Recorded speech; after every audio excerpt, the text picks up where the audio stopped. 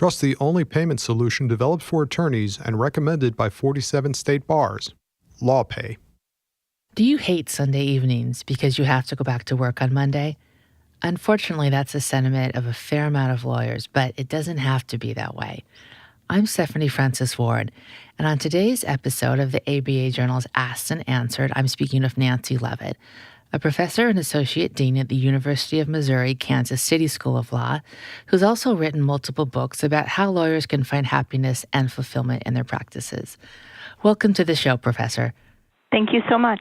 If you are a lawyer that you just really don't like Sunday nights because you're dreading going back to work in the morning, based on the work you've done on attorneys finding happiness, what kind of tips do you have about how you can set up your weekend so that when Monday comes around, you're ready?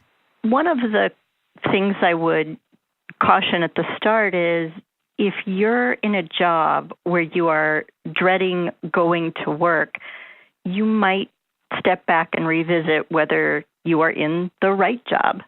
People who are lawyers can have multiple different practice areas, and they might initially think that they gravitate toward litigation, but they might be happier doing transactional work. They might think that they enjoy estates and trusts, but then they realize they don't care who gets the stuff. So if there is Monday morning dread, my first question is whether this is the right gig. There are certainly things that lawyers can do to find more happiness at work. One of the first things, and it's something people might not immediately think about in relation to work, is the quality of relationships that are afforded by the job. Relationships are really important. They might be the single most important component in happiness, and relationships are found in workplaces as well as in your home or your social life. Socializing is one of the activities that makes people the happiest, and people tend to match and to mirror the emotions of other people around them. So I'm sure you have a Debbie Downer. Might be in your law firm, might be in your family, the person who gleefully finds the negative in any situation and then infects you. Lawyers can spread unhappiness like cold germs, but the flip side of that's true as well, that happiness is contagious and you can catch it. So hanging out around the people who are generally more positive can have positive moods transfer between people and even spread throughout a group. That's really, yes, I think that's a really important thing to point out. I'm going to ask you, how would you tweak that advice for a lawyer who is an introvert? There's a wonderful book and podcast by Susan Cain called Quiet, about the power of being an introvert and about how introverts relate to other people. Introverts aren't necessarily people who sit by themselves in a room. They may like being around other people, but not just volubly participating. So even introverts can hang out around other people. Interestingly, more lawyers are extroverts than are introverts, but certainly there can be folks who are introverts and who are lawyers.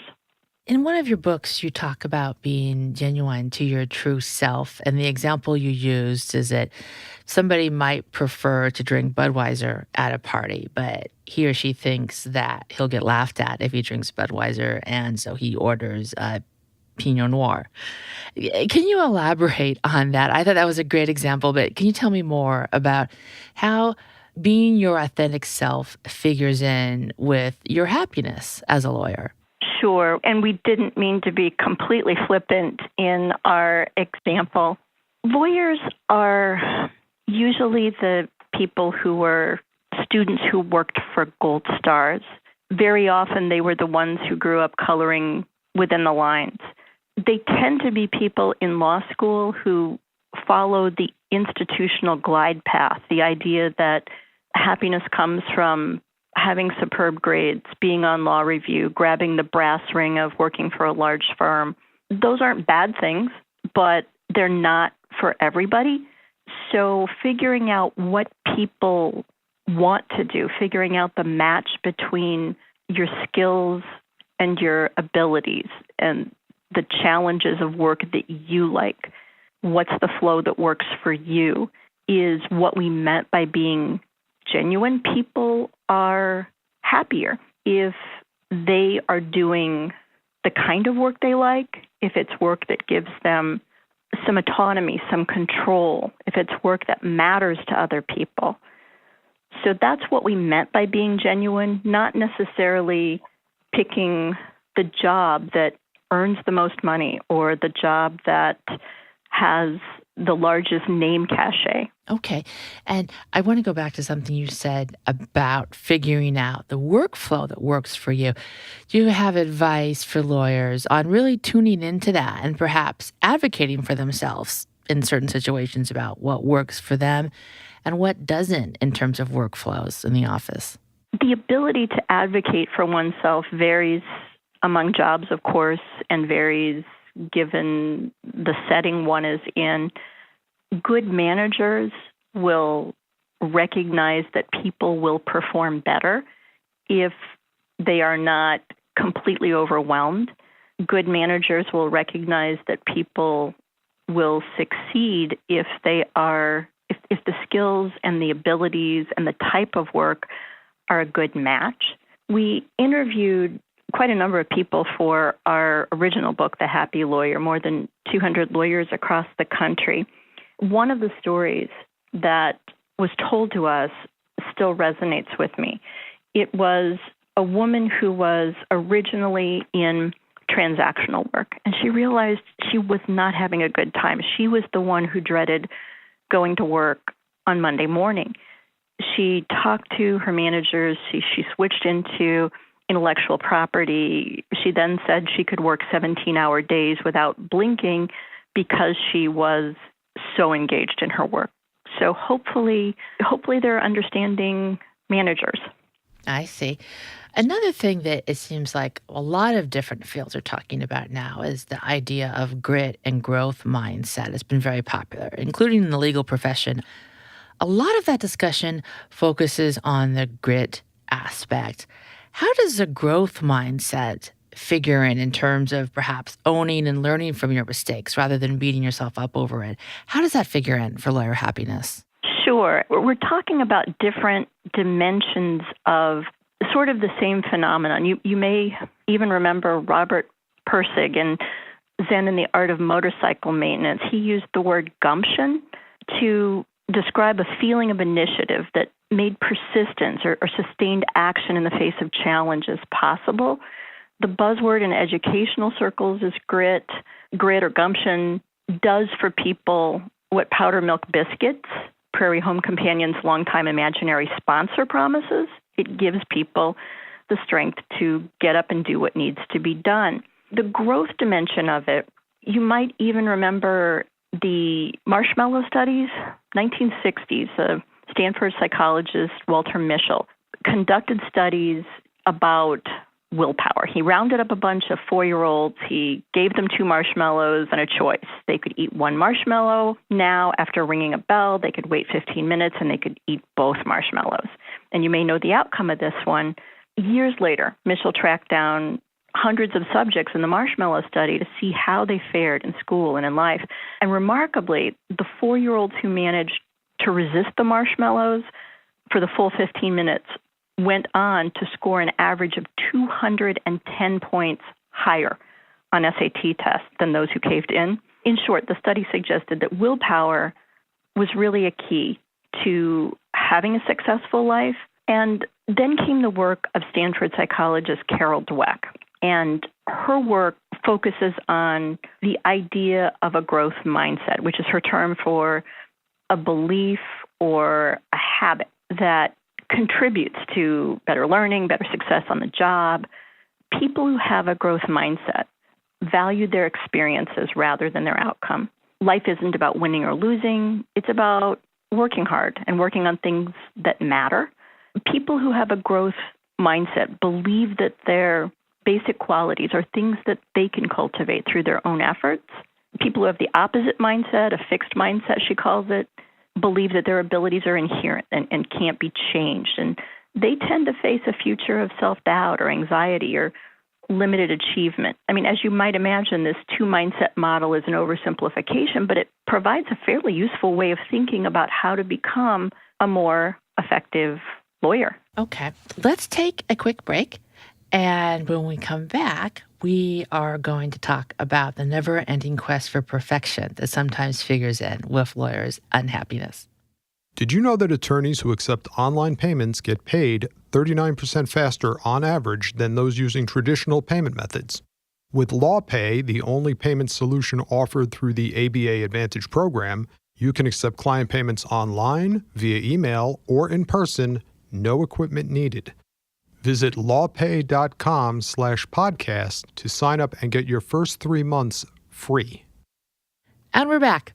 I'm Stephanie Francis Ward, and on today's episode of the ABA Journal's Asked and Answered, I'm speaking with Nancy Levit about things that sometimes get in the way of lawyers enjoying their work and what they can do to change that.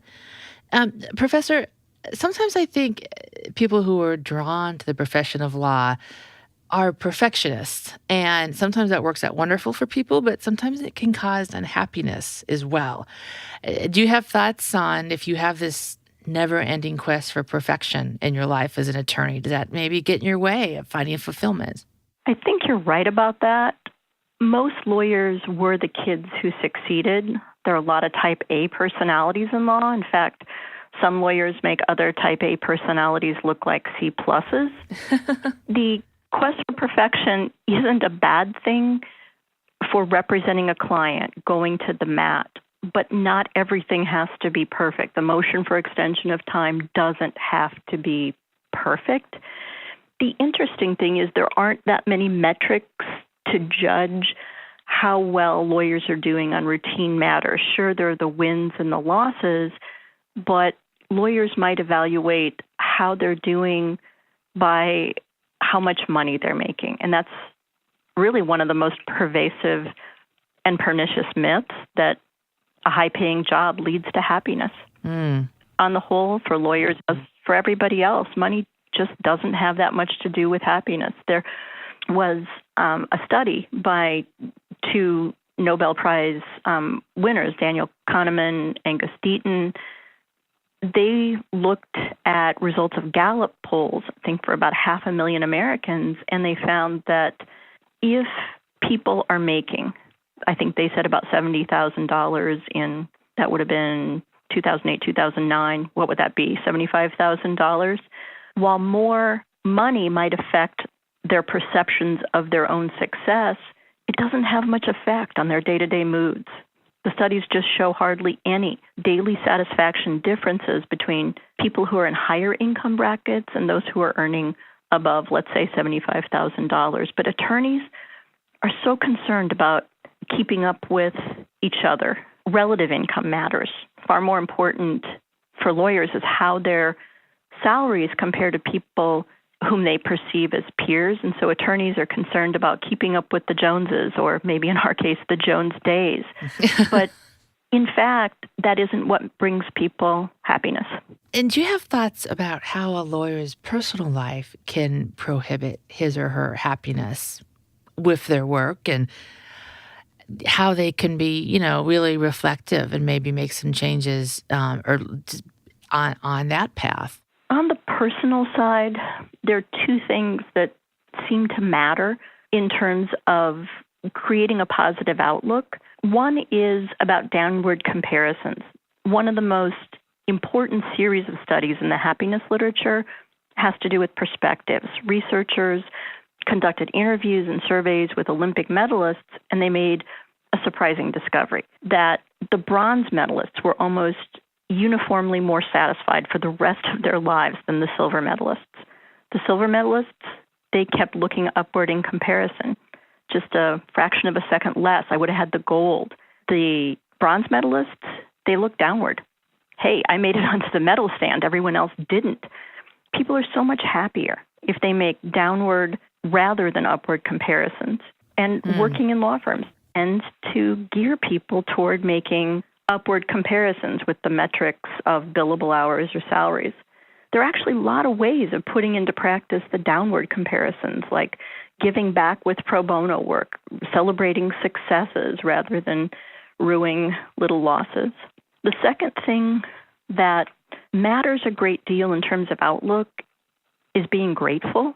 There's new material coming out in cognitive neuroscience about building new neural pathways with repeated patterns of action, either good neural pathways or bad. Have you ever played the video game Tetris? Oh, yes. It's old school video gaming. Mm-hmm. Shapes fall from the top of the screen. You create the unbroken line across the bottom. The Yeah. studies are fascinating about people who repeatedly play Tetris. And when they leave the game, they go outside, they see bricks falling into place. Researchers named this the Tetris effect, but it's not just Tetris. It's even Grand Theft Auto. I don't know if you've ever played that one. Once. One researcher reported that after a marathon session of playing Grand Theft Auto, he found himself examining the cars he passed outside as potential targets for theft, and he even imagined the theft of a Cambridge police cruiser. I could boost the cop car and get bonus points. The point is much larger, of course, than video gaming. You start seeing the world according to the framework of what you repeatedly do, and it's a question of what do you do to create the good neural pathways. One of my favorites is the 3 gratitudes exercise from Sonia Lyubomirsky. At the end of the day, for about 12 weeks, write down 3 things for which you're grateful. You have to do it long enough to establish the pathway. Let me do 3 attitudes for you. Okay. I'm very grateful to have the invitation to speak with you. You're a journalist, as I mentioned, I've admired for 15 years. I'm very grateful to be surrounded both at home and at work with people who are other-directed and engaged and thoughtful. And third, I'm very grateful that the people who are listening are interested in the concept of happiness, or at least it seems to me that since we're recording that at least they're a civil and polite group. I'm happy either way. Mm-hmm. I can see where if you did that daily, it would probably make a great difference. It matters in terms of outlook. You start finding yourself during the day looking for things to fill in the 3 gratitudes slots at night. That kind of leads to my next question. How does the way that a lawyer treats others figure in with his or her happiness? People reap what they sow. It's the same contagion idea we discussed earlier. When people treat other people in poor ways, combative ways, they tend to focus on the fight. When people look for the good, try to create a positive outcome for both sides, they feel like they're working toward a collaborative enterprise. Much happier way of existing. Got it. And if you were a manager and you manage lawyers, what advice do you have about a culture you can set or the role you can play in setting a culture that helps your lawyers be happy in their work? One of the things that matters most to career happiness is control, the degree of control within the job and mattering. We break these out separately in the book, but they're really interrelated. There are lots of facets of control.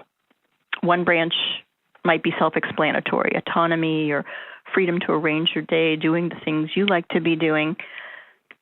Another aspect of workplace control that's a little more subtle depends on believing that your contribution matters. Mattering matters. Mattering makes us happy.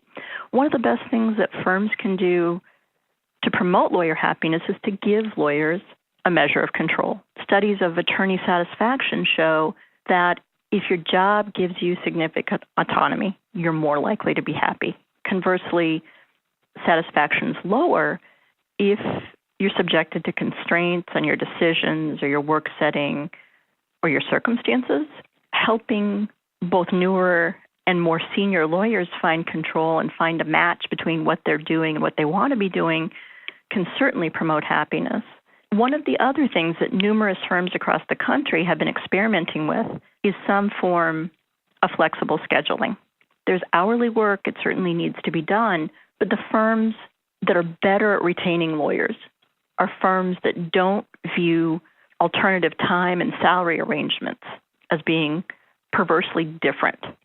There was a managing partner at Dickstein Shapiro who said, I think I'm getting a quote here, we were losing lawyers not to other law firms, but to other schedules. So making alternative work arrangements possible for every lawyer, the national norm is that fewer of 6% of lawyers even have a reduced work hour schedule for reduced pay. And the majority of those people who do are women with children. But making those alternative work arrangements possible for men or for women without children, without the stigma of assuming that they're less serious or less committed workers, would be a promising step. There's a law firm in Cleveland, Tucker Ellis, that contacted us after we wrote The Happy Lawyer. And Tucker Ellis derives, at the time they contacted us, more than 60% of its revenue from billing arrangements other than by the hour. And they wrote to me about their firm philosophy, which was clients want to pay us for what we do, not how long it takes us to do it. So alternate billing arrangements can make both clients happy and as well as associates and partners.